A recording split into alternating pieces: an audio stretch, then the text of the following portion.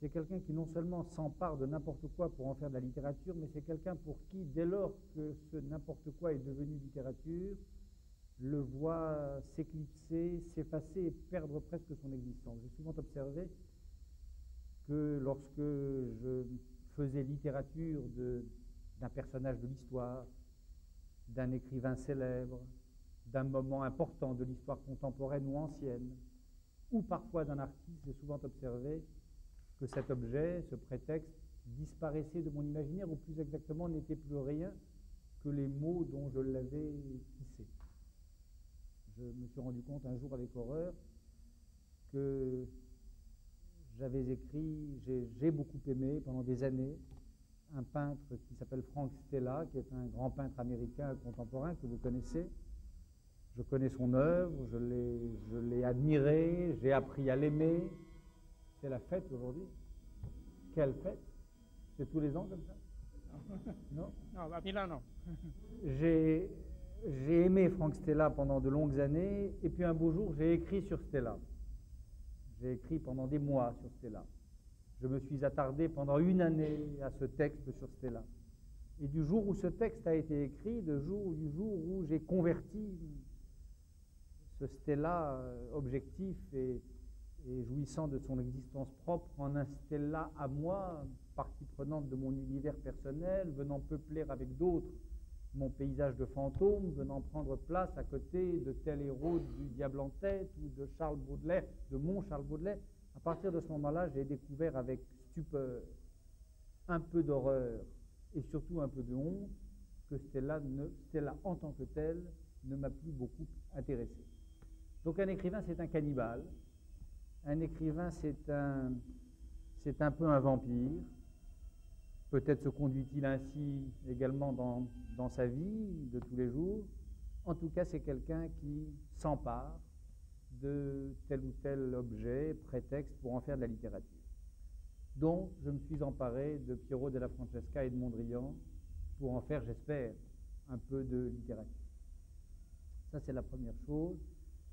C'est la première remarque. Remarque pour vous dire donc que ce livre-là, j'en déconseille la lecture à quiconque voudrait avoir une vérité définitive sur Mondrian ou une théorie exhaustive de la peinture du Quattrocento. J'en déconseille la lecture à tous ceux qui attendraient des remarques érudites ou un discours savant sur ce peintre-ci ou celui-là. En revanche, ceux qui s'intéressent un peu à mes romans, à mes essais, à ce travail que j'essaie de poursuivre depuis quelques années, alors ceux-là se retrouveront en paysage familier s'ils ouvrent ce Piero della Francesca Mondrian. Ce livre, il fait moins suite au livre de Longhi, au livre de Ginsburg, au livre de Berenson, au livre de Faucillon, pour ce qui concerne Piero della Francesca, ou au livre de Michel Seuphor, pour ce qui concerne Mondrian. Il fait moins suite à ces livres-là qu'au Diable en tête, à la Barbarie à visage humain ou au Testament de Dieu. Voilà la première remarque que je dois à l'honnêteté de faire et de vous faire. Deuxième remarque, je crois en effet, pourquoi est-ce que j'ai choisi ces deux peintres-là et d'où vient que je les ai rapprochés au point d'en faire un livre. Il y a deux réponses, me semble-t-il. La première réponse, c'est que je les ai éprouvés terriblement proches l'un de l'autre et probablement proches de moi. Proches l'un de l'autre, c'est un peu ce que disaient ces quelques lignes que vous avez lues tout à l'heure à Armando Verdiglione. Je crois que Piero della Francesca n'est pas un peintre de la Renaissance. Je crois que Piero della Francesca n'est pas un peintre classique. Je crois qu'il est, au sens propre du mot, un contemporain de Piet Mondrian. Au sens propre du mot, ça veut dire quoi? Ça veut dire que si l'on veut bien admettre que l'histoire de l'art est une histoire relativement spécifique, relativement autonome, qu'elle a sa temporalité, qu'elle a son rythme, ses césures, ses régimes de coïncidence et de dispersion, ces points de rebroussement ou ces points d'avancée, si on veut bien admettre cela, ce qui était, soit dit en passant, l'hypothèse d'André Malraux dans son musée imaginaire, que les œuvres sont moins contemporaines de leur temps que des autres œuvres, qu'une œuvre parle moins à ce qui apparaît comme son époque qu'à des œuvres du passé ou du futur, si l'on veut bien admettre que des œuvres peuvent être contemporaines l'une de l'autre, lors même que les séparent plusieurs siècles d'histoire ou de temps, alors je crois que Piero et Mondrian sont deux peintres contemporains. Que Piero della Francesca ne soit pas un peintre de la Renaissance, je crois que cela est attesté d'abord par ce symptôme que je pointais dans le passage que vous a lu Armando, à savoir que Piero est invisible pendant des siècles et des siècles. En tout cas, pendant le XVIIIe et le XIXe siècle, Piero della Francesca est à ce point peu un peintre de la Renaissance. Il est à ce point exorbitant à son époque. Il est à ce point hors programme de la peinture de son temps qu'il en est devenu imperceptible et inaudible. Je citais ces deux exemples, l'exemple de l'histoire de la peinture en Italie ou l'exemple de Ruskin, mais il y en a beaucoup d'autres. Toute l'histoire de la peinture au XIXe siècle s'est écrite en oubliant purement et simplement Piero della Francesca, et il a fallu les années 20, c'est-à-dire le cubisme, pour que Piero redevienne tout simplement perceptible, qu'il retrouve une existence. Parallèlement à cela, et en contrepoint à ce symptôme, il y a cette évidence de ces visages de Piero della Francesca, massifs, presque murés en eux-mêmes, qui semblent si proches de la statuaire, ou plus proches de la statuaire que de la grâce des visages renaissants, ces visages délibérément sans expression, ces visages impassibles, ces visages si peu divers, si peu multiples au fond, alors que l'impératif de la peinture de l'époque était au contraire la multiplicité maximale, la variété la plus grande.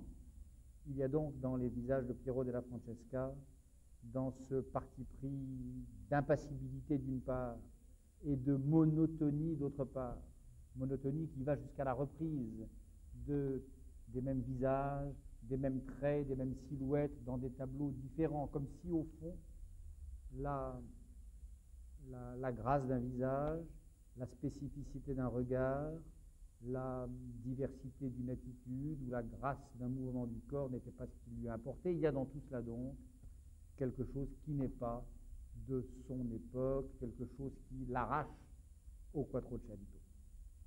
Inversement, il me semble qu'il y a dans le traitement de la couleur par Piero, dans son traitement des volumes, dans son hallucination d'un monde qui serait réductible à un jeu fini de rectangles, carrés, cercles, cylindres et triangles, quelque chose qui annonce les peintres les plus modernes. Donc, pourquoi Piero, pourquoi Mondrian? Parce que Piero della Francesca est donc un contemporain de Mondrian. Parce que Piero della Francesca est un peintre géomètre, parce que Piero della Francesca est un peintre au fond abstrait. L'autre raison, c'est que l'un comme l'autre, à ce moment particulier, en tout cas, de ma vie et de mon travail, je les ai perçus comme très proches de moi et de quelques-unes de mes propres hallucinations peut-être, ou comme proches de quelques-uns de mes soucis, lesquels, j'en citerai deux thèmes qui me tiennent à cœur. Ceux qui connaissent un peu mon travail le savent, et dont je crois qu'ils tenaient également au cœur de Piero et de Mondrian. J'en citerai donc deux. Premièrement, la méfiance à l'endroit de tout ce qui pourrait ressembler à du pathétique, ou à du romantique, ou à du lyrique. Et deuxièmement, un antinaturalisme de principe et sans réserve. L'antinaturalisme de Mondrian est célèbre. Vous connaissez tous les anecdotes, mais qui ne sont pas que des anecdotes, d'un Mondrian sévère, austère, qui avait tellement pris en haine la nature et ses charmes et ses prestiges que le seul spectacle de la couleur verte le rendait proprement malade.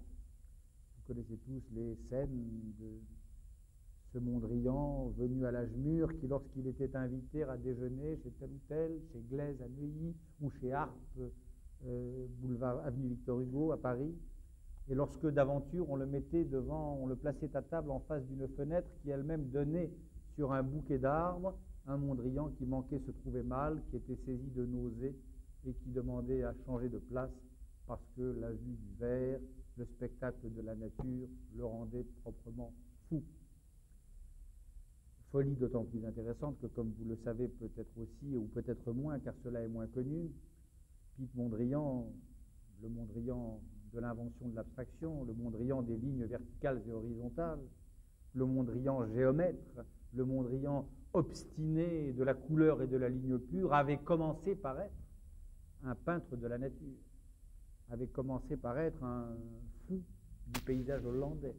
Il avait consacré toute la première partie de sa vie à peindre des prés, des dunes, des paysages maritimes, des natures mortes parfois, des fleurs de toutes sortes et de toutes espèces.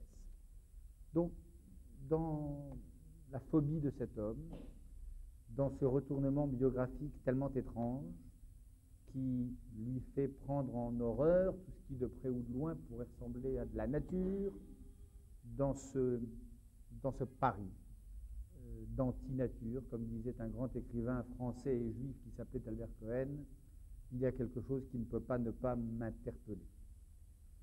Même chose chez Piero della Francesca.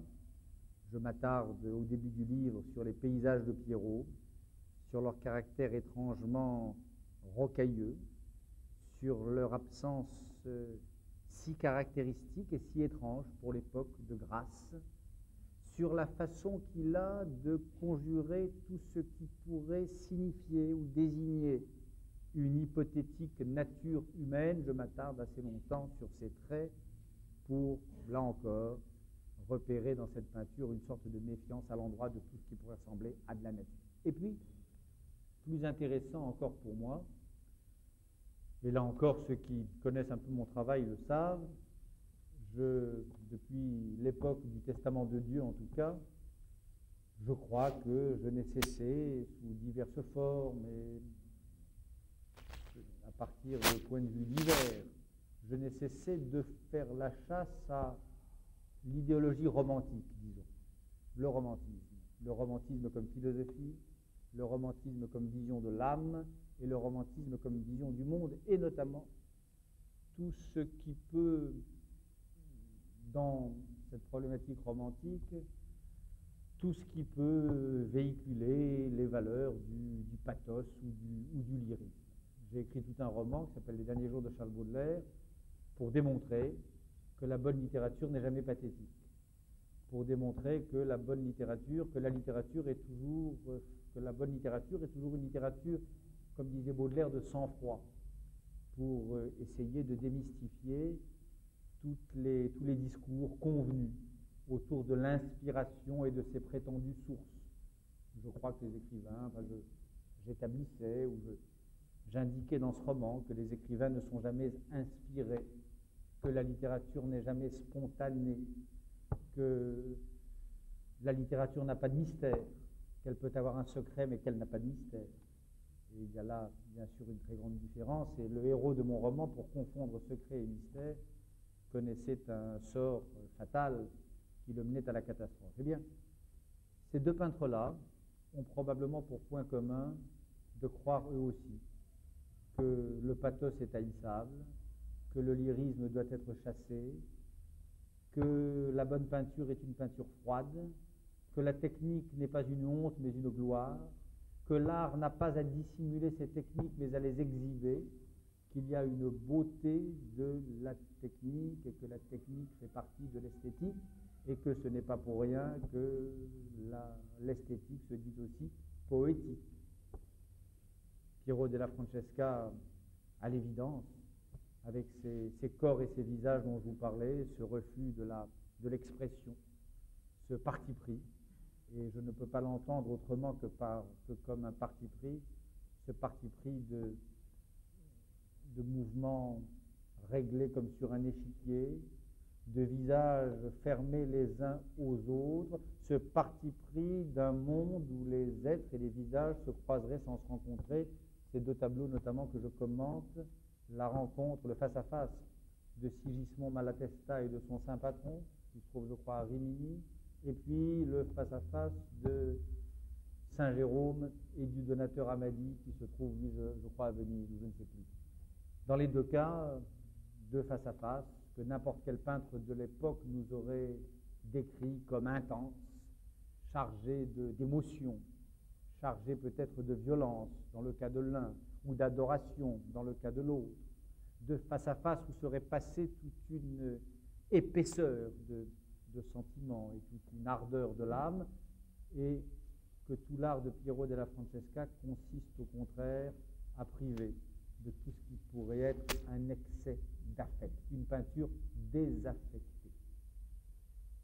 C'est vrai, c'est évident de Piero, ça l'est plus encore évidemment de Piet Mondrian, qui n'a cessé lui à partir de le Mondrian de la seconde période, qui semble n'avoir eu de cesse que de refroidir l'art de la peinture, de le désenchanter, d'en épuiser au sens propre du mot jusque dans le vertige de ce dernier tableau dont il se voulait le précurseur et peut-être l'auteur, qui n'a cessé donc de désenchanter les prestiges de la peinture pathétique et lyrique. Donc, désenchantement du lyrique, critique du romantisme, refus des postulations naturalistes et de tout ce qu'elles véhiculent.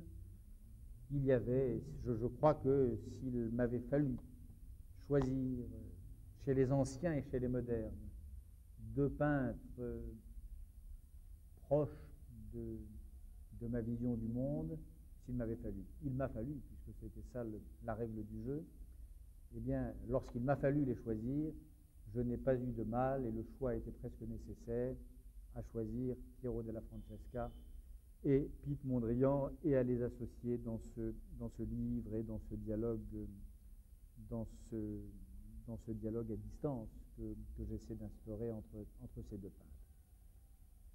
Voilà, donc un livre d'écrivain, un livre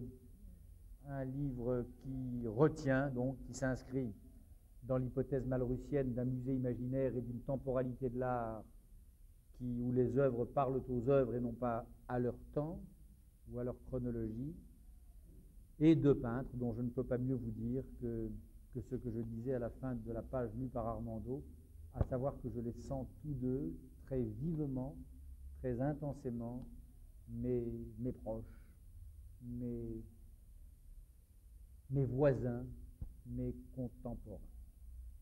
Voilà l'histoire de ce livre. J'ajoute enfin que j'ai des livres en effet qui sont parus dans une maison d'édition qui est De Agostini. J'ai d'autres livres qui paraîtront désormais peut-être chez Rizzoli, même sûrement pour l'un d'entre eux.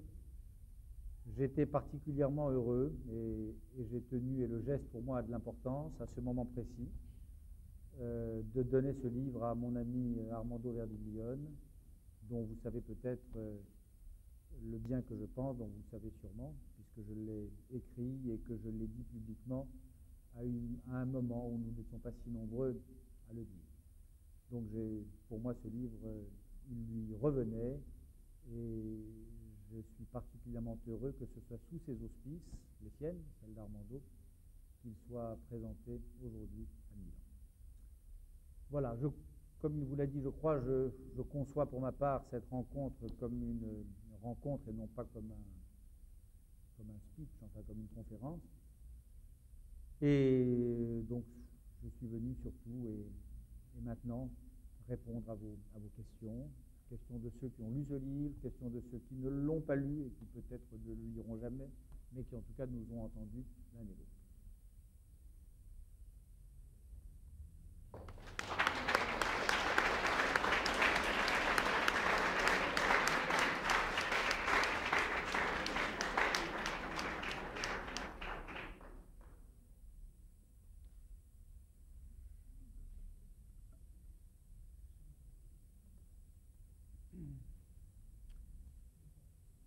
dicevo mentre Bernard Lévy parlava che non avevo torto, e alcuni di voi erano con me all'epoca, pochissimi di voi, non avevamo torto nel 77 ad accogliere da quel momento fino a oggi globalmente in Italia Bernard Lévy senza nessuna riserva, mai, e a tentare da parte nostra soltanto a dare un'eco e una lettura, ad avviare una lettura che poi anche altri abbiano potuto fare. Io non mi sono mai rammaricato che un autore di questo talento, che in qualche modo ha contribuito all'inizio a lanciare, sia anche presso altri editori, tra l'altro alcuni dei quali con cui io stesso collaboro, perché questo significa tra l'altro che la scelta non era certo sbagliata. E mi sembra che oggi l'immagine, lo dicevo poc'anzi a Bernard Lévy mentre venivamo qui, in Italia, la sua immagine in Italia sia assolutamente positiva. E non dipende certo da noi, dipende integralmente da lui. A noi è rimasto il compito, e mi pare che questo l'abbiamo fatto, di accoglierlo globalmente e in assoluto sempre. E quindi anche di dirgli che per quanto possa essere piccola, no, la nostra casa in Italia, però che è sempre aperta per lui senza nessuna riserva.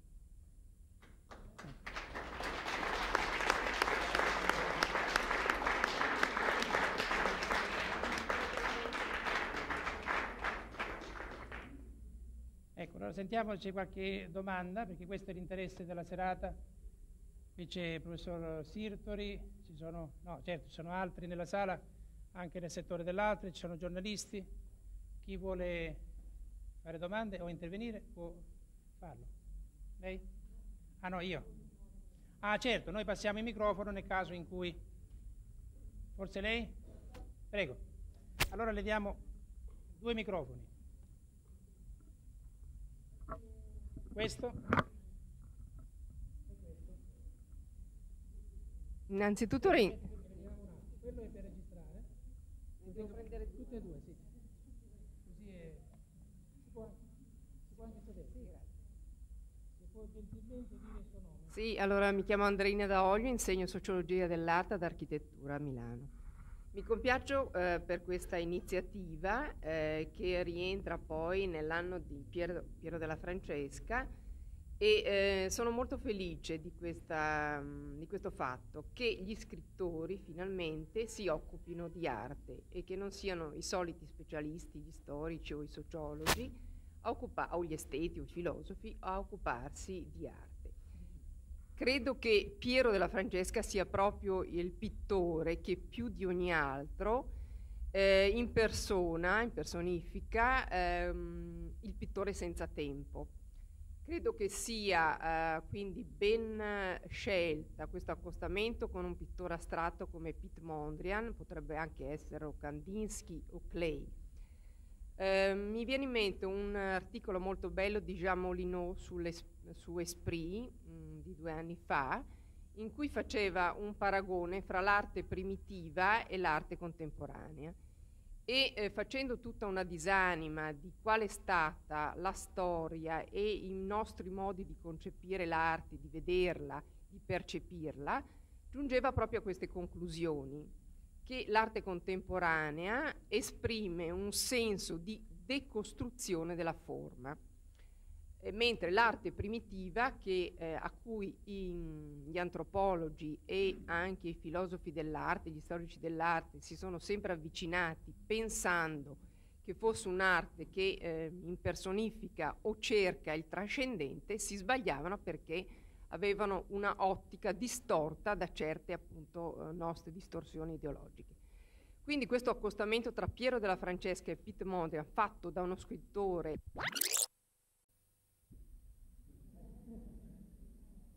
Mais buon contributo. Je suis d'accord avec ce qui a été dit. Je suis heureux qu'une spécialiste se réjouissent de ce qu'un écrivain ou des écrivains, en effet, prennent parfois le relais de ce que les érudits ou les experts peuvent dire de l'art. J'en suis heureux parce que moi, je pense que je vis un peu dans la nostalgie des époques où les écrivains et les peintres peignaient et écrivaient les uns pour les autres ou les uns avec les autres. La nostalgie du rapport entre Baudelaire et Delacroix, la nostalgie du rapport entre Bataille et André Masson, la nostalgie du rapport entre Breton et Miro, la nostalgie, enfin on pourrait citer 10 exemples. Il me semble que nous vivons depuis peut-être 25 ou 30 ans un divorce nouveau entre la peinture et la littérature, et un divorce qui ne fera le bonheur ni de l'une ni de l'autre. Alors une hirondelle ne fait pas le printemps, ni Bernard-Henri Lévy la Révolution, ça va sans dire.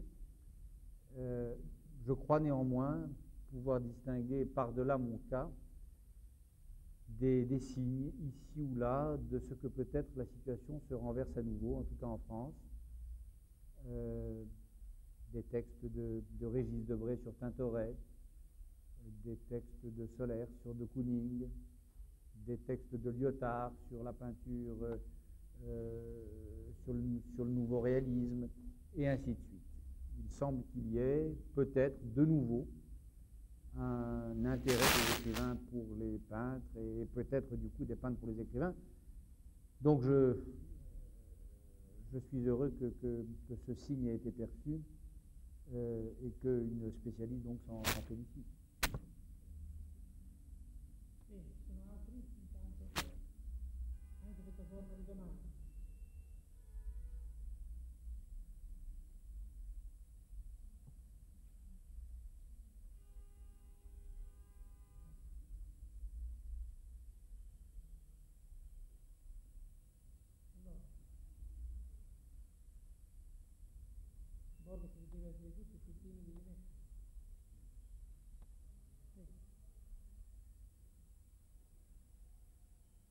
C'est la fête ou la chaleur? Ah!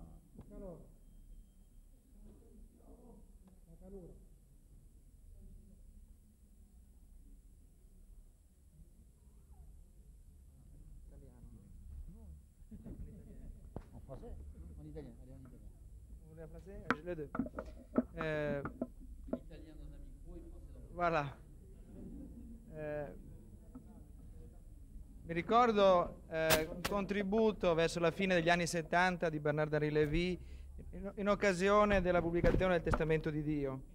Allora, la questione che gli voglio porre è una questione connessa in qualche modo paradossalmente tra questi due libri. Lui nota un'assenza di espressione in Piero della Francesca, ma in effetti la questione di Piero della Francesca riguarda un certo modo di vedere Dio. Bernardo Lévy ha scritto un libro come Testamento di Dio che è un'indagine enorme intorno al monoteismo. Allora, qual è la connessione paradossale tra questi due libri? Quelle est la connexion un petit peu paradoxale entre les deux livres à propos de l'image de Dieu?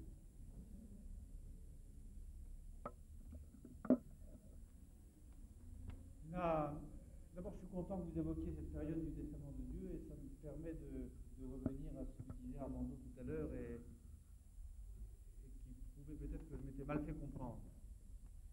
À propos de ces questions de maison d'édition, ce que j'ai voulu dire, cher Armando, tout à l'heure, c'est que, en effet...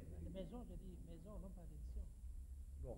Je n'ai pas dit maison. Ce que je voulais dire, c'est que la parution de ce texte chez toi est pour moi un geste d'amitié et de solidarité jusqu'au bout.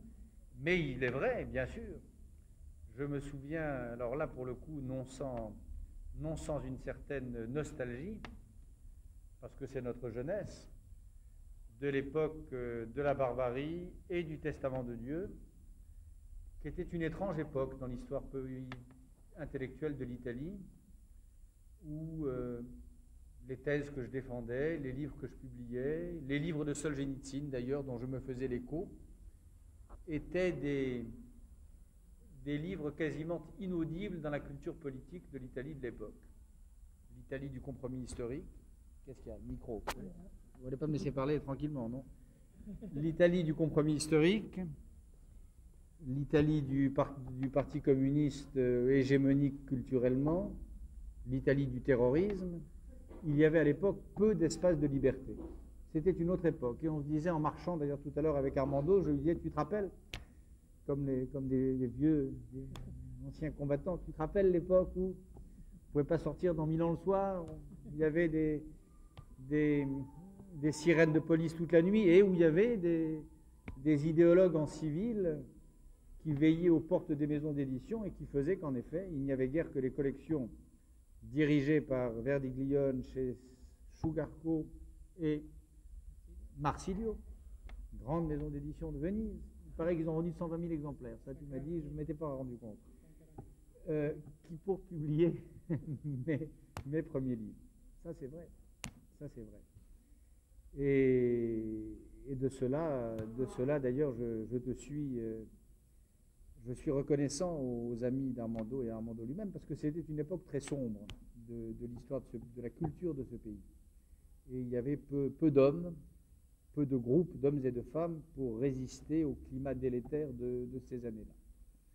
Je me rappelle des moments terribles, des débats à l'université à Milan où j'avais à faire face à des étranges oppositions. Voilà. Alors c'était l'époque du Testament de Dieu. Alors quel rapport entre le Testament de Dieu et ce livre sur Mondrian et Pierrot? Bonne question, parce qu'en effet c'est un peu la suite. Qu'est-ce que c'était la thèse du Testament de Dieu? La thèse du Testament de Dieu, c'était au fond que être juif ou chrétien, c'était au sens propre du mot penser que Dieu n'existe pas.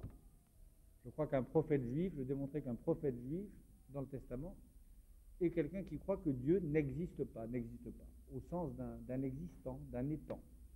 Il n'y a pas d'ontologie de Dieu, que Dieu est un absent, que Dieu est un innommable, que Dieu est tout ce que vous voudrez, mais enfin qu'il n'a pas d'existence, qu'il n'est pas une chose parmi les choses, qu'il n'est pas un objet parmi d'autres objets, ce qui est proprement le sens de la vision païenne du divin.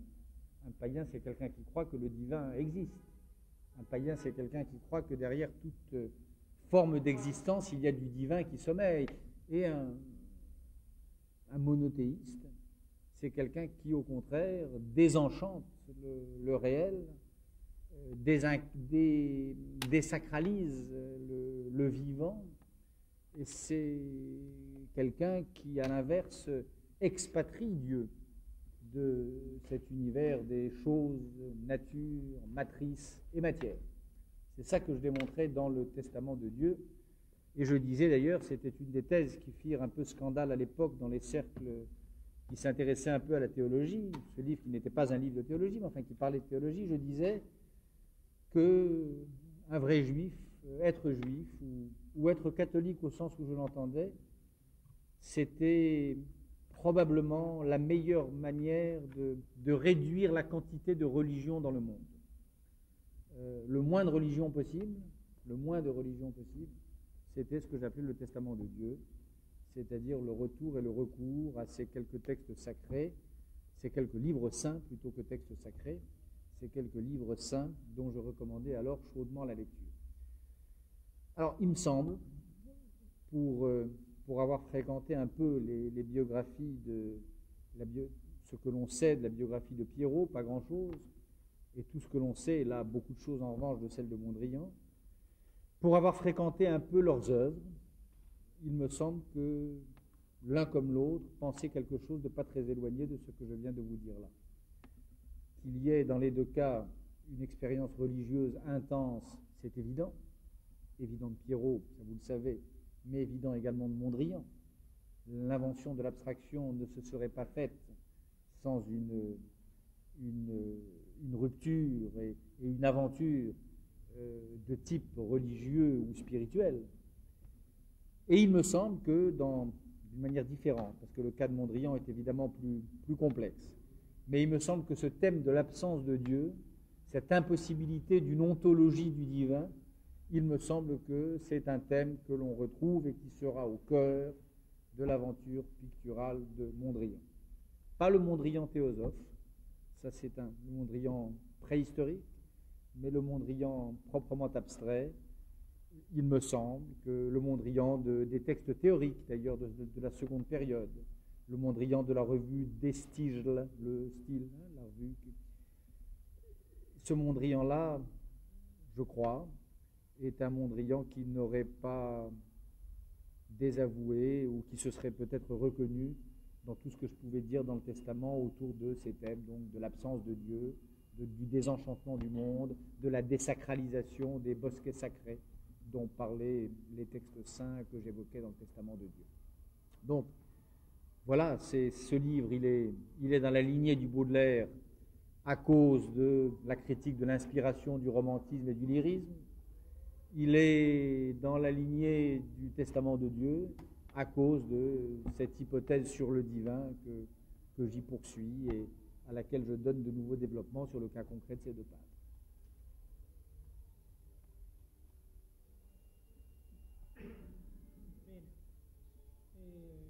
Tra l'altro poco fa ricordavamo il dibattito al Museo della Scienza che avevamo fatto intorno al Testamento di Dio. Era stato un convegno di 2 giorni e c'erano filosofi, teologi, scrittori e c'era anche come giornalista del Corriere della Sera Walter Tobagi, che aveva fatto un bellissimo articolo poi in terza pagina, dando eco quindi al libro Il Testamento di Dio. Non aveva letto fino a quel momento il libro, mi ricordo che era andato a prendere nelle sabato in libreria e l'articolo era uscito al martedì, quindi 3 giorni dopo, cioè dopo che aveva letto il libro aveva fatto l'articolo, e Walter Tobagi in Italia hanno sentito parlare per anni tutti, sui giornali, a Milano poi ci sono monumenti dedicati a lui. 3 mesi dopo era stato ucciso dalle Brigate Rosse come noto, no? Anche per quel motivo ecco. Va bene. Io l'ho incontrato per la prima volta. Ok.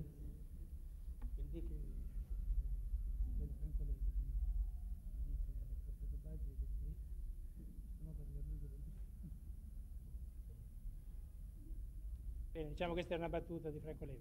Allora, sentiamo altri. Prego. C'era Meschini e Borraccino, prego. Ecco, ci parli pure in piedi.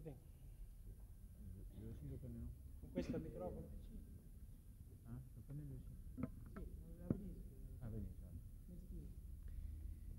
Apprezzavo molto il discorso di Levi, le obiezioni che faceva al naturalismo, no? Al romanticismo e al naturalismo, evidentemente anche rispetto al momento attuale, no? Ricordavo, ascoltandolo, la frase di Artaud quando, parlando di Van Gogh, dice che dopo Van Gogh, per intendere qualcosa, per esempio, dei girasoli, occorre rifarsi a Van Gogh e non alla natura, no? Che è la natura, paradossalmente, che imita Van Gogh, no? Non il contrario. Sì. Allora, siccome Levi diceva, no, all'inizio, anche come una sorta di provocazione, che si sente, tra virgolette, più a suo agio a parlare di questioni anche politiche, no? E comunque, così come lui ha detto, mi pare che nella lettura che lui ne fa questa sera, questo sia un libro politico. Volevo chiedergli, a proposito delle prospettive, no? Della politica in Europa, dell'Europa, diciamo, che sta per venire, no? Dell'invenzione dell'Europa, diciamo, no? Che ne è rispetto alla politica, no? Di questa questione del naturalismo e invece dell'artificialità di cui lui parlava, no? Parlava dell'arte, della tecnica come qualcosa di artificiale, no? Che è essenziale che sia artificiale e non naturalistica. Ecco, rispetto all'arte, alla scienza, alla politica europea, qual è la valutazione che dà Levi rispetto a questa questione? Cioè l'Europa va verso il naturalismo o verso l'artificialità? Grazie. Ben merci, parce que je crois en effet que c'est là que vous venez de formuler les termes mêmes dans lesquels se pose et se posera la question politique européenne dans les années qui viennent. Est-ce que les communautés humaines iront vers le naturalisme ou est-ce qu'elles iront vers le droit, c'est-à-dire vers l'artifice? Aller vers le naturalisme, ça veut dire croire en la fiction de communautés naturelles. Aller vers le naturalisme, c'est croire dans l'idée qu'il y a un fond commun à l'humanité ou à un groupe d'humains. Aller vers le naturalisme, c'est croire que l'humanité se sépare et se divise en tribus, en ethnies, en communautés séparées, épurées et forcément en guerre les unes contre les autres. Aujourd'hui, il y a un endroit du monde où le naturalisme revient en force, et ce naturalisme qui revient en force, c'est le triomphe de la guerre et de la barbarie, c'est la Yougoslavie. Les Croates, les Serbes, les Slovènes se sont ralliés depuis longtemps à cette forme particulièrement barbare du naturalisme en politique qui s'appelle le nationalisme, ou la volonté de pureté, ou l'idée d'un fond commun à l'humanité. Alors, est-ce que l'Europe ira dans ce sens-là, vers la multiplication des tribus, vers la multiplication des natures politiques, vers la multiplication des communautés parfaites, ou le fantasme de communautés pures et parfaites, qui ne sont jamais assez pures, qui ne sont jamais assez parfaites, et c'est pour ça qu'on les perfectionne et qu'on les épure. C'est pour ça que l'on chasse les parasites et que l'on chasse les étrangers, et c'est de là que naissent la xénophobie, bien sûr, et le racisme. Ou est-ce que l'Europe ira au contraire vers d'autres hypothèses, des hypothèses fédérales ou confédérales, des hypothèses à l'intérieur desquelles se fomenterait un lien social artificiel, en effet, abstrait, fondé sur le droit, le libre consentement des sujets, leur abdication d'une part de leur identité au profit d'une entité plus haute. Voilà en effet la question européenne de demain. Moi, j'étais récemment en Yougoslavie. Et je dis bien en Yougoslavie parce que j'y ai rencontré des Yougoslaves. J'ai rencontré des hommes qui, sans avoir la moindre tendresse, cela va de soi, à l'endroit du communisme défunt ou en train de mourir là-bas, qui, sans avoir la moindre tendresse pour les hommes de marbre de l'époque stalinienne, des hommes qui néanmoins se sentent yougoslaves, qui ne se sentent pas croates, ou qui ne se sentent pas serbes, ou qui se sentent plus exactement traîtres à leur communauté d'origine ou à leur communauté naturelle. Ceux-là, ceux qui ont la formule de cette traîtrise, ceux-là sont d'authentiques démocrates. Et il en reste.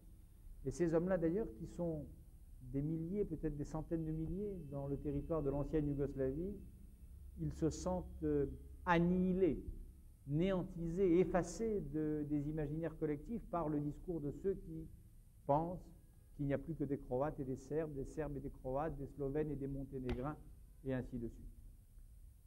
Donc voilà, est-ce que la question vaut en Yougoslavie, elle vaut dans l'ensemble de l'Europe centrale, elle vaut en Europe occidentale, elle vaut probablement aussi en Italie et en France?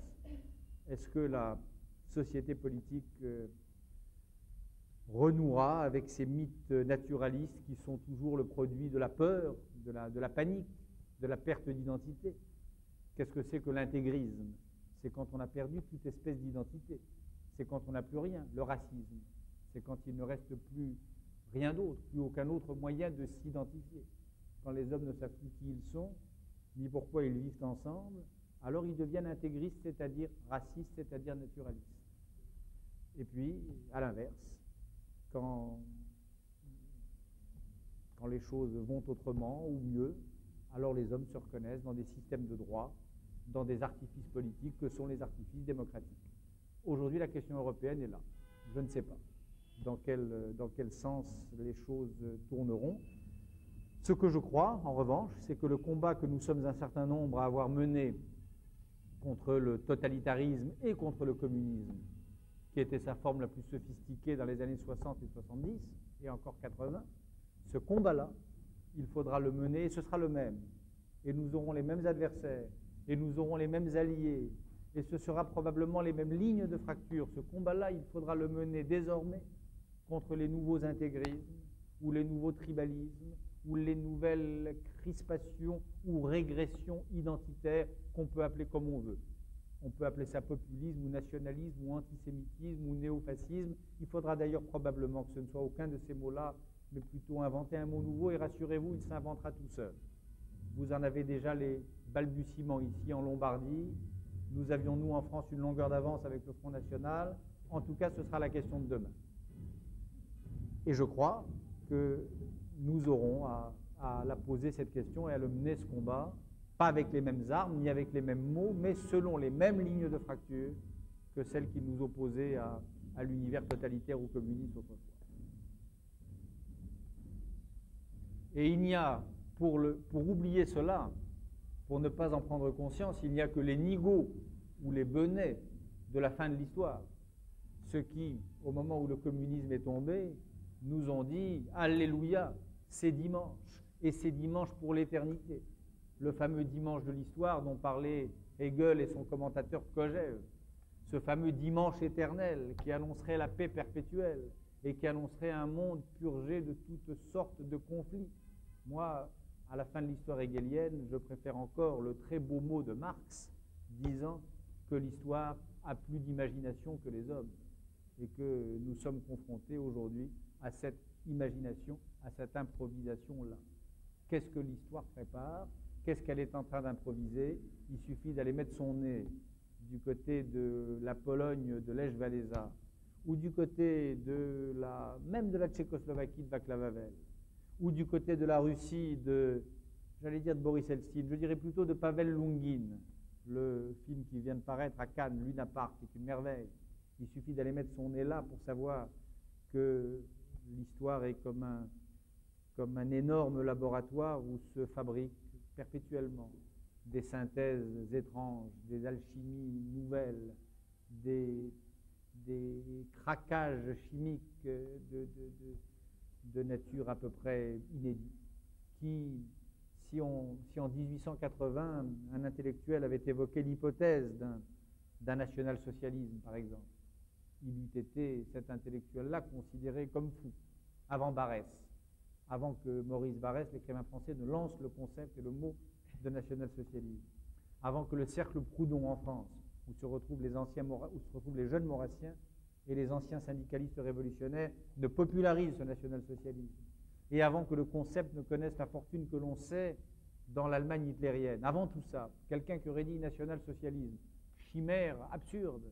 hallucination pure, mot contre mot dénué de sens, eh bien je crois, moi, que l'histoire d'aujourd'hui, sous nos yeux, et comme toujours, dans notre dos, comme disait encore Marx, dans notre dos, je crois que l'histoire est en train, vraisemblablement, de nous préparer des synthèses, des concrétions, des précipités d'historico-mondial à peu près aussi saugrenus, étranges, un jour spectaculaire, et en tout cas imprévisible, que pouvait l'être en 1880 le national-socialisme.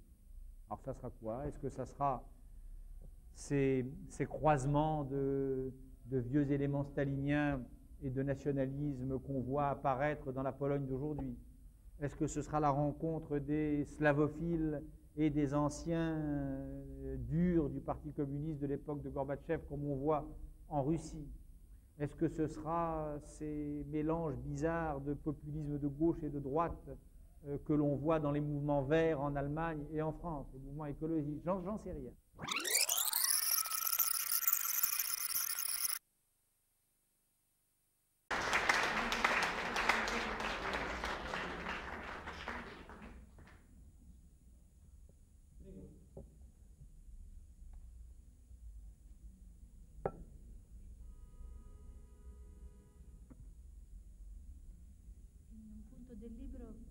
In un punto del libro lei scrive di Piero della Francesca che è contro il culto del soggetto e che Piero della Francesca è invisibile prima dei cubisti. La domanda è questa: se questo invisibile, cioè questo che non è soggetto all'occhio, all'evidenza, non sia ancora ora la proprietà del colore e della figura del corpo della pittura di Piero della Francesca, e che sia proprio questa la garanzia, questo invisibile, che sia la garanzia dell'assenza del soggetto, della riproduzione del soggetto nella pittura di Piero della Francesca. D'altra parte, anche nella pittura di Mondrian è forse ancora l'invisibile, nonostante tutta l'evidenza, il trompe-l'œil del colore in Mondrian, sia ancora l'invisibile, questa garanzia. Questa qui? Dell'assenza del soggetto, che mi sembra la cosa più rilevante di questi due pittori come contributo al moderno, no?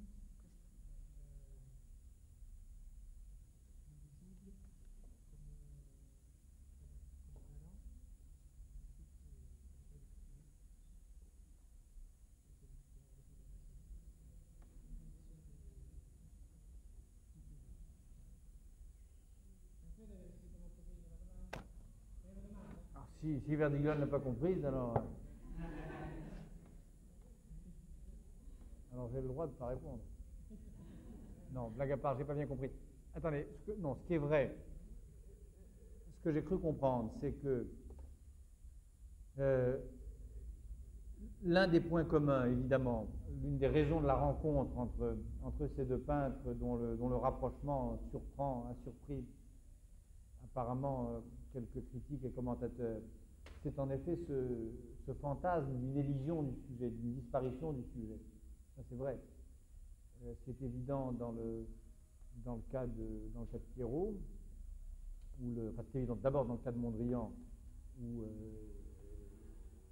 le sujet s'efface complètement et où la peinture se désincarne, enfin, perd à la fois son âme et sa chair, dans un geste de consomption et de consommation inédit dans toute l'histoire de l'art.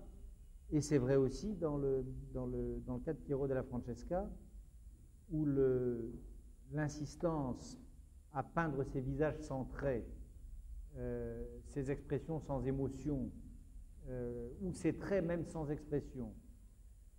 Cette insistance, ça c'est une chose que je dis dans le livre, je montre comment cette chose très étrange qui a frappé, je crois, assez peu les critiques et les commentateurs, cette chose très étrange qui fait que Piero della Francesca a un stock fini de visages qu'il replace dans des situations différentes en les affublant de vêtements, mais surtout de rôles différents.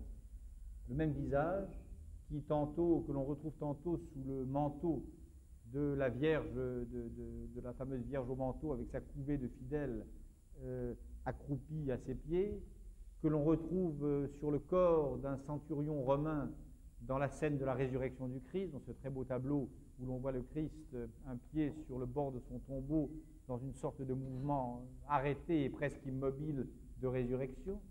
Le même visage que l'on retrouve dans la scène de la flagellation dans la partie droite du tableau, et que certains commentateurs prêtent au jeune Odantino. Le même visage que l'on trouve encore dans une scène supposée représenter le peintre lui-même, Piero della Francesca. Donc le même visage, les mêmes traits, prêtés à des identités différentes. Chose quand même très curieuse. Comme si Piero avait à sa disposition, encore une fois, un très petit nombre de visages possibles qu'il accommodait à des scènes, des situations ou des séquences différentes. Donc là encore, il y a cette tentation, ce vertige de la disparition du sujet et de ses caractéristiques les plus singulières. En ce temps de l'uomo singolare, qui est proprement le temps de la Renaissance, une tentation très, très moderne, presque malarméenne, enfin presque mondrianienne, là encore, d'effacer ou d'éluder le sujet. Alors, si j'ai bien compris votre question, c'est est-ce que l'invisibilité de Piero della Francesca est-ce qu'elle n'aurait pas sa source ou sa métaphore? Moi je dirais plutôt que sa source, je dirais sa métaphore, et dans ce cas-là je vous dis oui, dans ce traitement du sujet, dans cette évanescence du sujet. Oui, probablement. C'est une hypothèse que je n'ai pas formulée, mais que j'accepte bien volontiers, en tout cas qui est impossible de tout ça. Voilà. Est-ce que c'était bien la question? C'est la question. Ben, j'ai trouvé, alors bravo. Dernière question.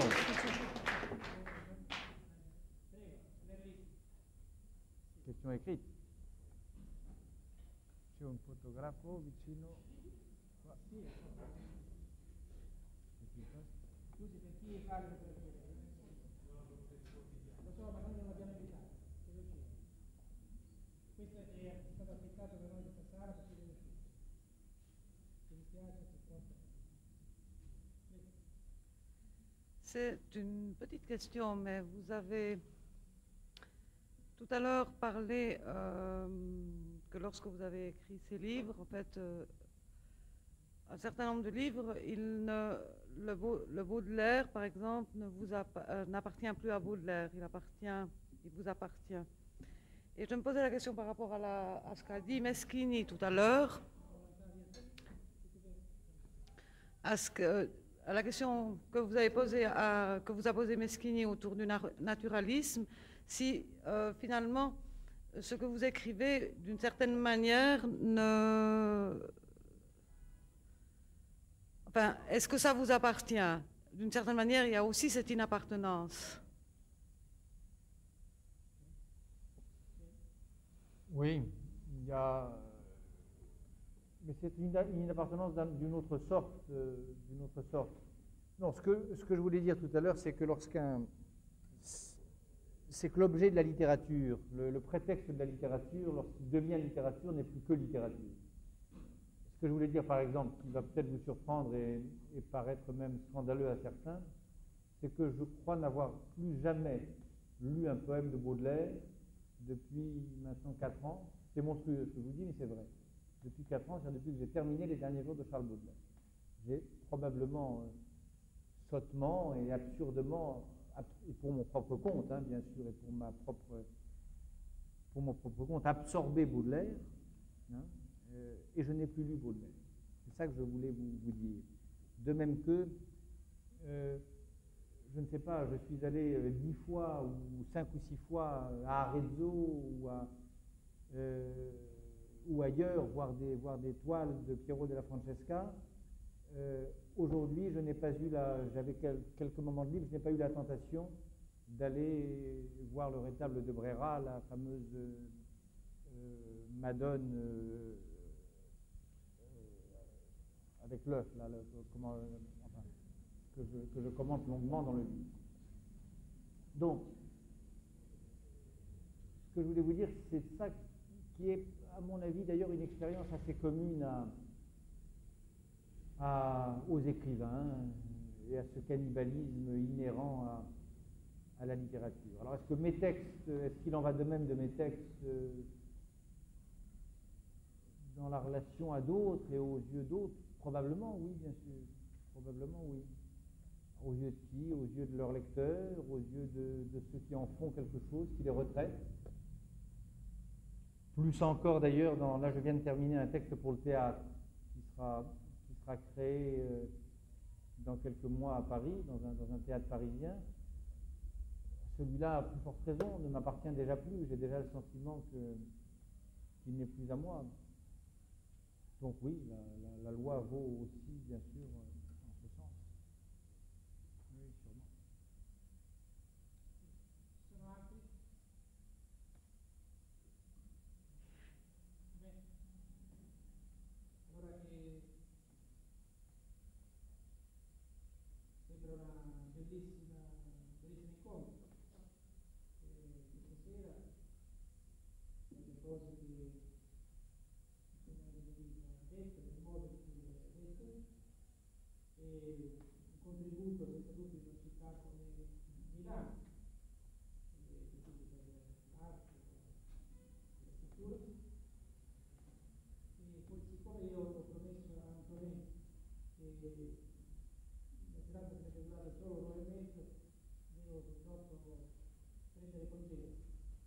questo è il libro per chi volesse magari lo porterò a portare questo libro. Lo ringraziamo tutti.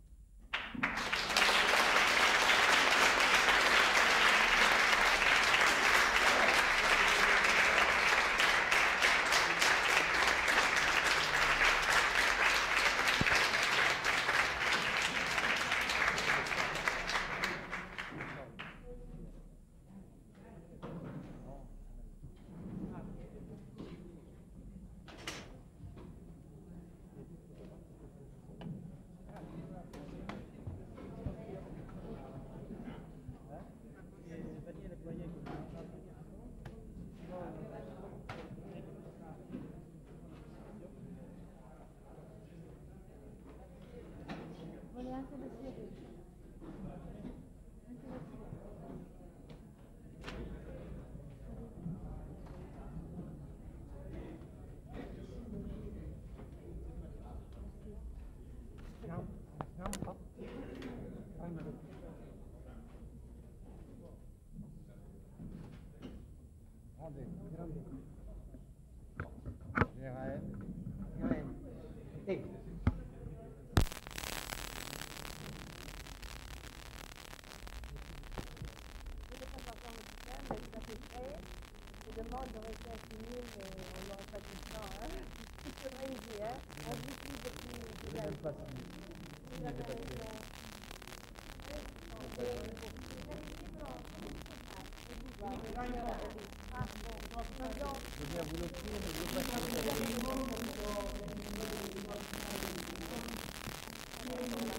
Anna? Vada.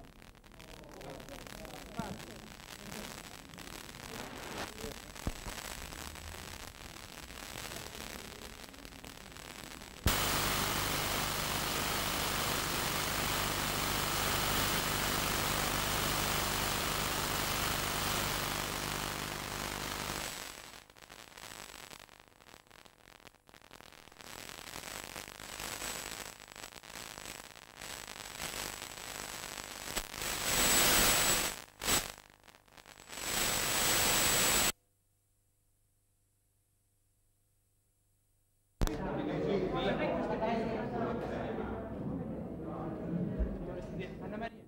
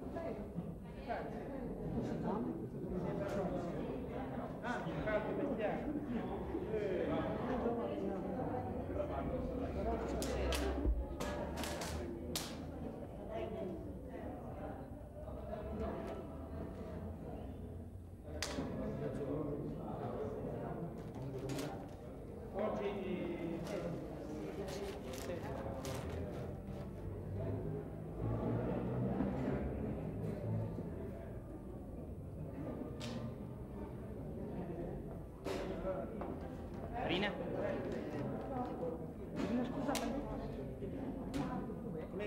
No.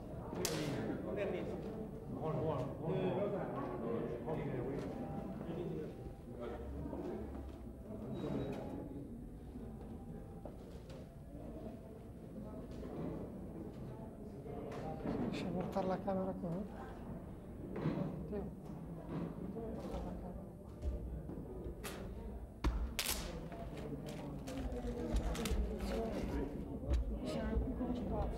Scusa, scusi signore, scusi un attimo. Che giornale? Ecco, questo. C'était pas moi qui l'a fait, c'était Daniel Salvador Sfer. Ah, vous étiez avec Daniel Salvador Sfer. J'y suis, ça y est. Mais il y a quelques années, il y a 3-4 ans. 2 ans. 2 ans, 3 ans. Ça me fait plaisir de vous revoir. Et moi aussi. Comment vous appelez-vous? Comme Jean. J. Jean, tout ce qui va le faire. J-O-A-N comme Jean. Ouais, comme Jean. Voilà, c'est tout parce que l'autre Ah, sì, c'est aspetta, trop. perché se no questi a piedi. Aspetta. Sì.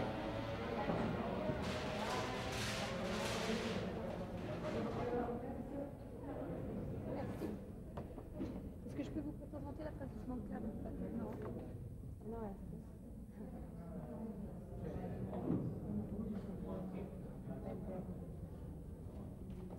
Non, Moncada.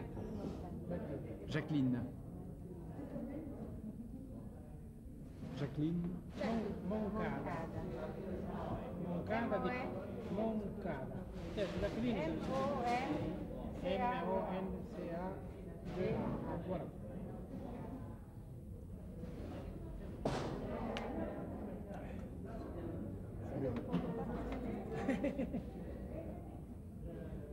Con questi artigli qua. Disastro. E chi la sapeva? Molto dura. Anna. Arrivederci. Arrivederci. Au revoir. Bientôt, j'espère.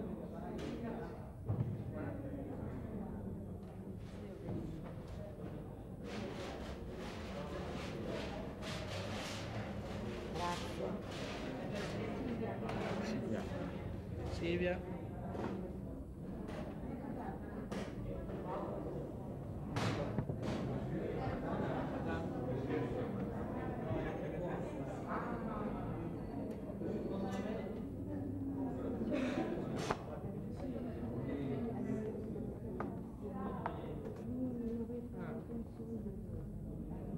Sì, alle 7:30. Scusi, possibilmente non davanti. Ah, non davanti? Magnifico, no, stiamo di qua. Ah sì, non, mais c'est jamais.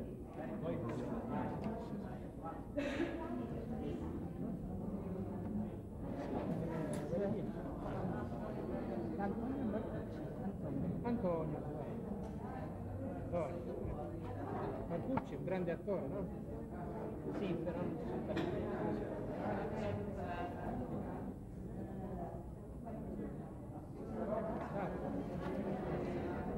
Giorgio Antonelli.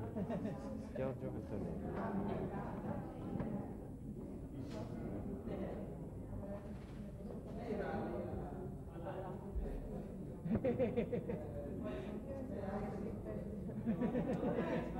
La società gli deve fare le foto, dopo che non vuole pagare le vedo le foto.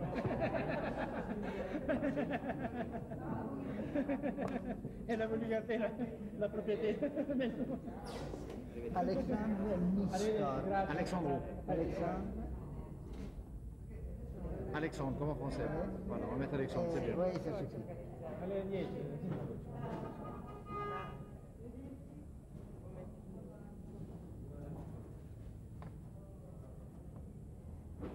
Ho bisogno di lavaggio di biancheria a Milano, che sono fatti. Di cassi volete. Comment s'appelle-t-elle? Alors, elle s'appelle Daniela. Avec un L ou deux L? Daniela. Voilà, sans accent. Voilà. Et son nom de famille? Faraone. Faraone. F-A? F. Faraone. No.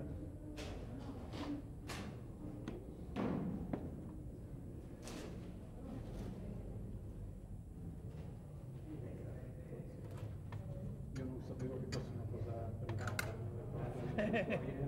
Sì, sì, lo so, ma qui è in affitto. Aldere in questi casi non è mai successo. Abbiamo sempre fatto. A me no, lui sì. A lui può farlo. Sì, ma non è per lei, noi non abbiamo mai fatto nell'ambito della conferenza. Una cosa... Ma io l'ho visto tante volte. In passato, ma da 4 anni che noi non facciamo più. Scusez-moi si No, ma se vuole fare una fotografia a lui, per carità, io... non c'è problema. Noi andiamo intanto. Ah, ça c'est sur des questions pour demain. On s'est vu au senta, questa è Cambodge. una domanda che deve fare lei, non mica deve darla per iscritto. 1980. Non capito. 79. Mica è da adesso. Je voudrais seulement vous faire des photos. Se vuole delle foto, venga domani mattina alle 10 in abbiamo. No. No. Ma guarda, deve partire presto, deve partire presto. Appelez-moi demain matin. Lo chiami dopo le 10:30. J'ai besoin seulement de 5 minutes. No, ma non ha... Vous m'appelez. Aussi maintenant, si No, guarda, non va bene, lo chiami domani mattina.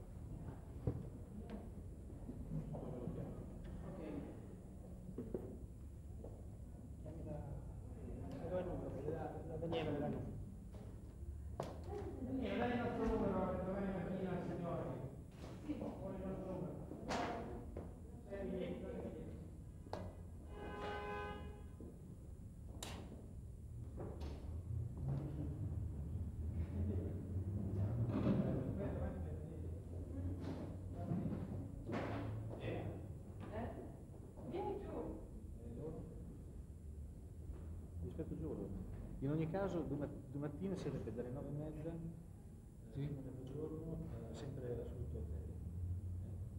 Comunque sono giù, io ho la roba da un'altra parte. Va bene.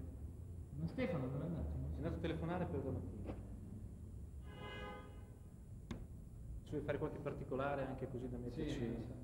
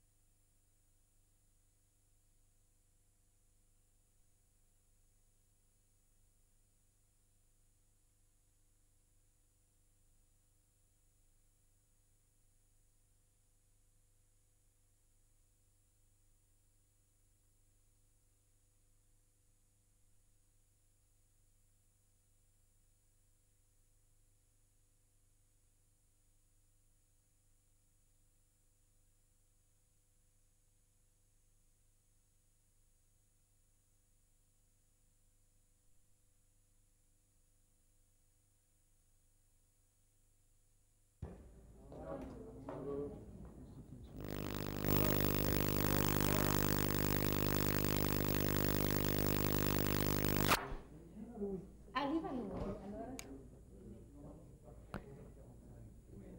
Io qua? Qui di fronte. Ah, qui di fronte. Ah, benissimo. Io devo dare sguardo suo. Non c'è problema. Con lei, no? Nessunissimo problema. Mi metto fianco a lei così.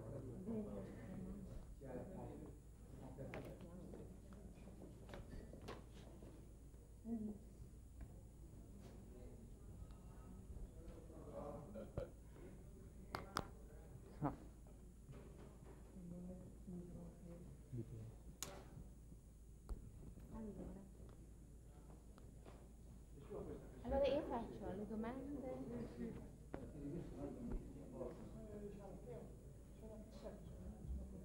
Dunque, io faccio le domande in italiano, io le traduco anche.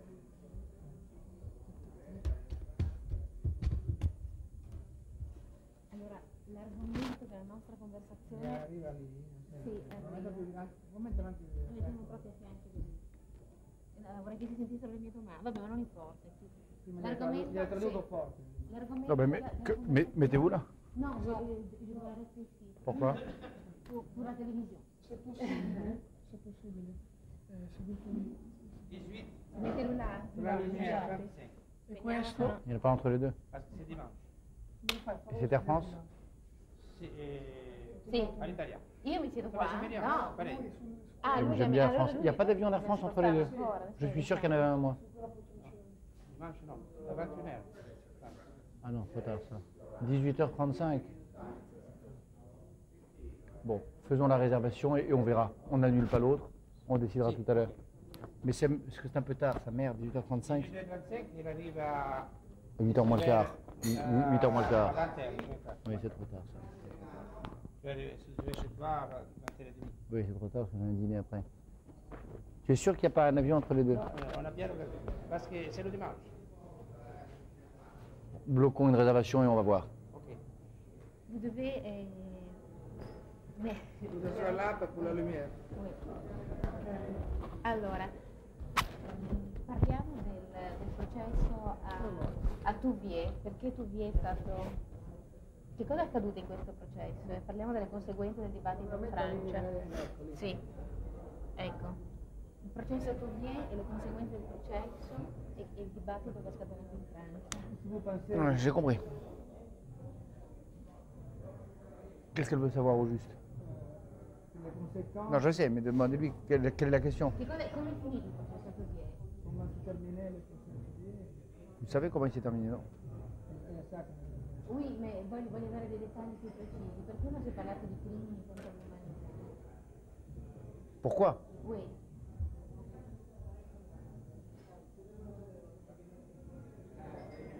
Non ci sono risposte. Pardon? No, dunque, il processo a Touvier ha scatenato un dibattito in Francia sul periodo di Vichy. Ci può parlare un po' di questo? Oui. Parlez. Attendez, mais je peux parler si vous me demandez des choses précises. Je ne comprends pas ce que... Voglio sapere che cosa sta accadendo in Francia in questo momento. Mais j'ai compris, j'ai compris. Mais ce qui s'est passé, tout le monde le sait, je veux dire, il y a eu en effet un procès, le régime de Vichy a été blanchi, voilà.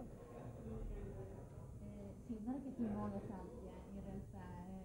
Les échos que nous avons en Italie sont Ça, un petit oui. peu différents de ce que vous avez normalement chez vous. Alors la question est que si vous le dites, si vous le répétez, ça va avoir tout un relief différent pour le public italien et pour le public. Mais répétez quoi? Non, répétez quoi, qu'est-ce qu'il y a maintenant en France? Vous parlez de Vichy in quel terme? Lei ha preso posizione, no? Contro questa tesi riduttiva che è stata una parentesi, la vicenda di Vichy. Sì, io vorrei che lui un po' parlasse di questo, di cosa sta accadendo, come si colloca questa cosa rispetto alla Francia, prima della caduta del comunismo. Ci sarebbe stato un dibattito così acceso o no, per esempio? J'ai pas compris la question. Alors, Avant la mort du communisme? Si après la chute du communisme, le débat qui vient de s'ouvrir maintenant à ce sujet-là, si avant la chute du communisme, le débat serait été différent ou pas? Non, je crois que ça aurait été la même chose. Tu traduis ou c'est pas la... No, Je crois que ça aurait été la même chose. Par... Digli di parlare senza...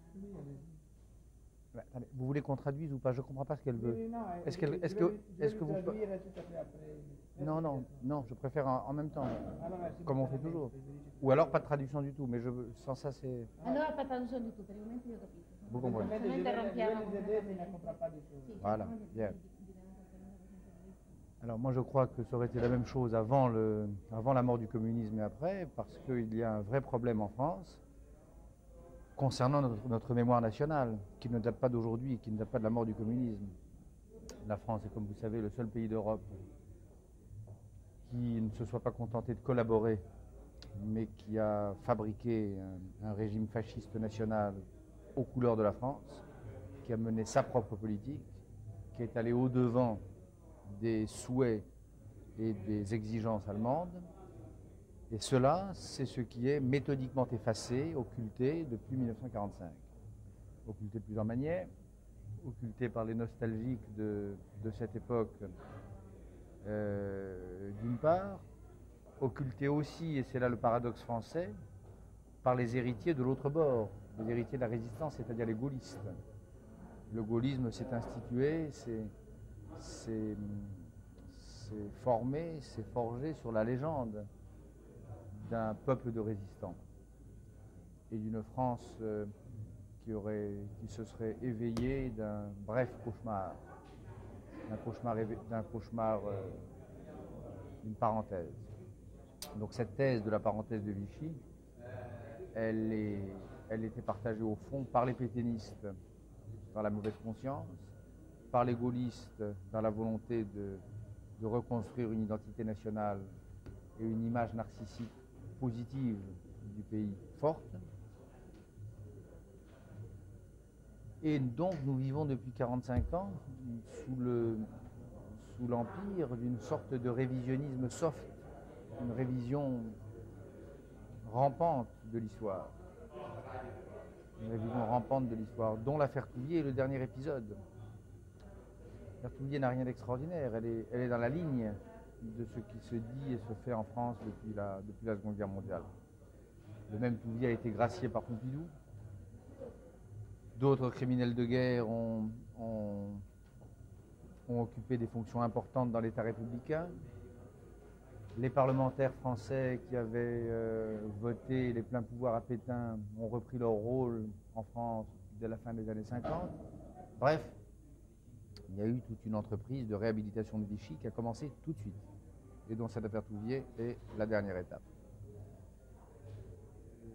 Vous savez, le procureur du procès Pétain en 1945, qui s'appelait, dont le nom m'échappe là à l'instant, mais il est dans l'idéologie française, il vous le retrouvera, le procureur du procès Pétain, qui s'appelait Mornay, il me semble, Mornay, je ne sais plus, a écrit un livre, après le procès Pétain, qui s'appelait « 4 années à rayer de notre histoire ». 4 années à rayer de notre histoire. C'est le programme de la France tout entière et de la France politique tout entière. Rayer les 4 années de Vichy, faire comme si elles n'avaient pas existé.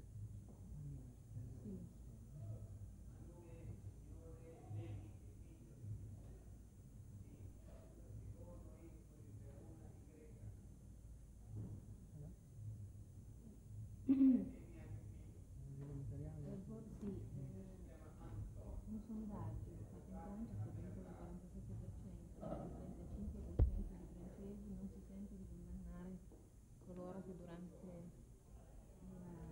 la guerra seguirono Pétain, invece di vedere. J'ai compris. Ecco, pensa che questo risultato faccia parte di un generale clima di riconciliazione che c'è nell'Europa del dopocomunismo? Oui, mais c'est beaucoup la France, ça. C'est l'Europe, mais c'est la France.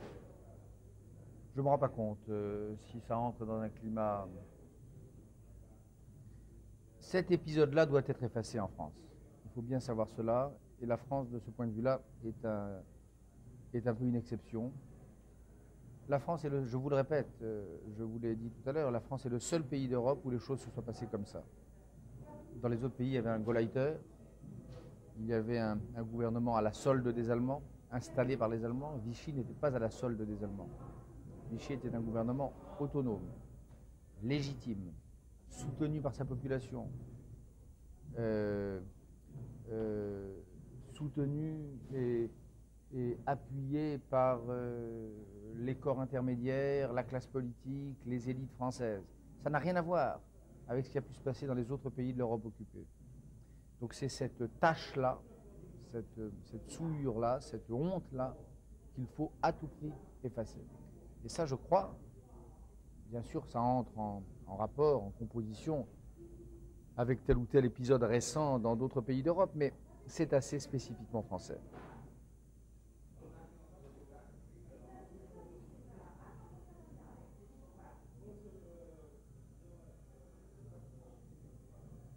Quanto ha pesato nella decisione del Tribunale giuridico Touvier un sedimento antisemita che esiste in Francia e che adesso si sta rialimentando con Le Pen? C'est difficile à dire. D'abord parce que l'antisémitisme en France, il est fort. Mais, comme vous dites, c'est un sédiment. Il est encore... il n'est pas encore tout à fait réactivé. Il est là, mais il est encore plus ou moins clandestin. Le Pen, bien sûr. Le Pen, c'est, grâce au ciel, c'est 11,5 ou 12% du corps électoral aux dernières élections. Pas encore là, c'est même pas la Ligue lombarde en Italie du Nord, hein. Loin de là. Donc, il y a ce sédiment antisémite, oui, le mot est juste, partiellement réactivé. Alors, quel a été son rôle dans cette affaire,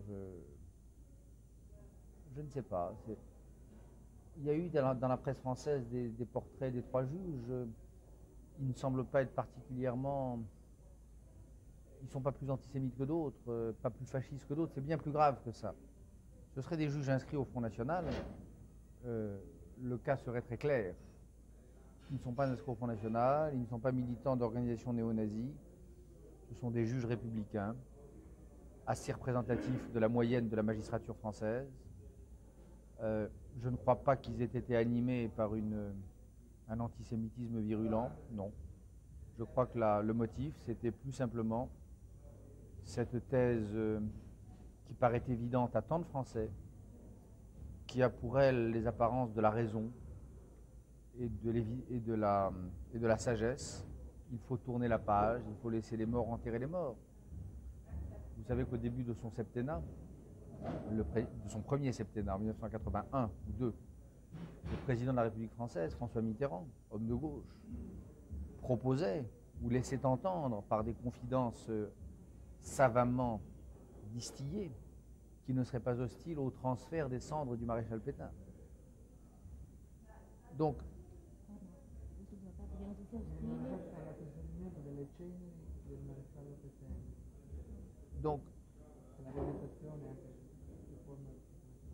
donc climat de réhabilitation générale. Je ne suis pas sûr qu'il faille supposer 3 juges lepénistes et férocement antisémites. Voilà ce que je veux vous dire.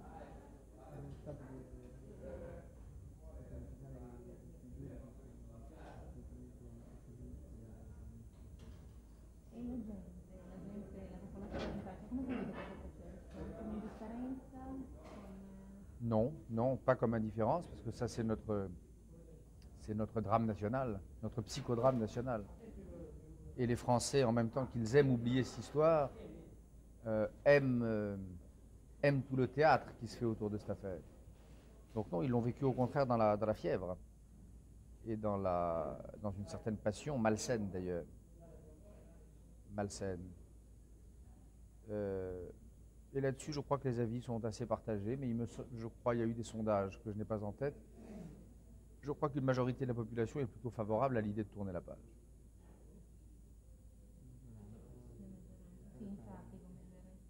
Mais alors, ce qu'il y a eu quand même de très intéressant dans cette histoire, ça je l'ai écrit dans le Corriere della Sera, je crois, ce qu'il y a eu de très intéressant, c'est que la France politique, la France des élites, la France médiatique, la France de droite et de gauche,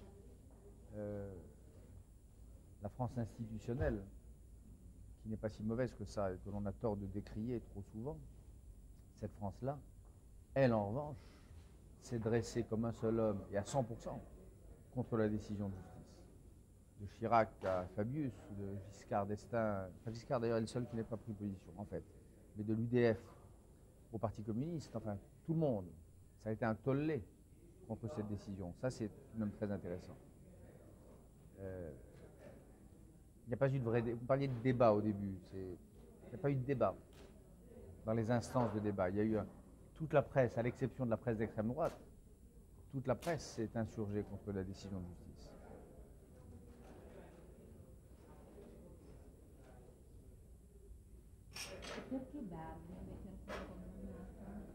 Pardon?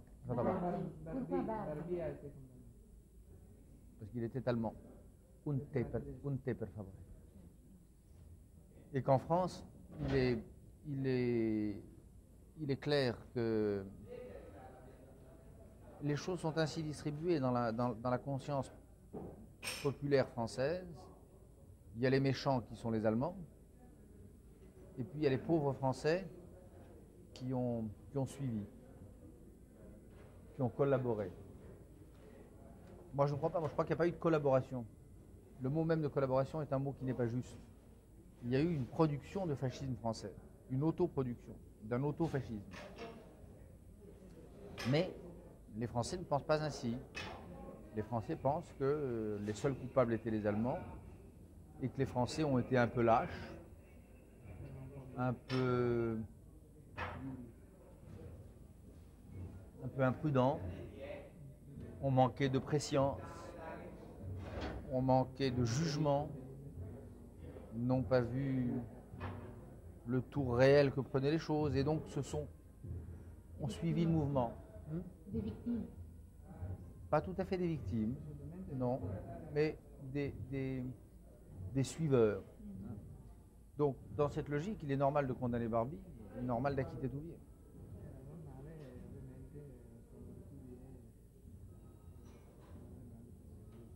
La sua voce di Bernardo si fa sentire forte anche in questo momento. non solo adesso, no, in riferimento al fatto specifico. Ma è isolato o no?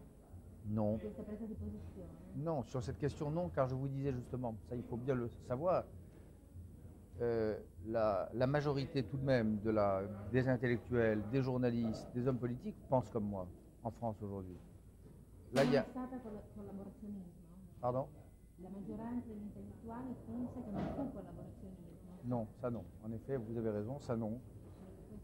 Non. Disons les choses autrement. Alors, il y a eu, dans la majorité des élites françaises, un sentiment diffus de scandale. Bien. Le sentiment diffus que tout de même, cet acquittement était un peu fort. En revanche, la thèse de fond, selon laquelle le fascisme français était français, n'est pas allemand. La thèse de fond selon laquelle le problème, c'est pas la collaboration, mais le pétainisme, en gros. Hein, et que le pétainisme, c'était pas mieux que le mussolinisme ou que l'hitlérisme à la solution finale près. Et encore. Cette thèse de fond, elle, en revanche, oui, je suis assez minoritaire, là. Et lorsque j'ai écrit un livre qu'il connaît bien, il l'avait traduit, je crois, qui s'appelait L'idéologie française, qui était paru à l'époque à Spirali. C'est un livre qui notamment parlait de ça. Le livre a été très mal accueilli. J'ai failli disparaître de la scène intellectuelle française à cette époque. J'ai failli disparaître de la scène, vraiment. Ouais, c'est autre chose. Je l'aurais fait, mais il y a eu une tentative d'élimination symbolique très forte. Donc ça, oui, cette thèse-là, elle est... Là, je suis minoritaire, oui. Mais je crois que j'ai raison. Una polemica di tutta la Francia istituzionale contro questo libro, oppure era tutto il caso il caso di Pandora, certo. È vero, ma d'après ce livre-là, le débat est continué jusqu'à maintenant, parce qu'en effet, le commencement de ce débat, le vrai commencement, c'est la tradition de l'idéologie française. Au point qu'en Italie, on espérait que quelqu'un allait écrire l'idéologie italienne. C'est le même fantasme. Il est important. Oui. Facciamo un po' di previsioni. Che cosa pensa di questa Europa della caduta del comunismo, dove stanno risorgendo questi... Sono Trettini a viaggiare in Europa dell'Est. Parliamo un po'. Elle est ambiguë. Non, cosa vuol dire? Ambigua. È ambiguo. Il y a vraiment deux systèmes de force qui s'y opposent.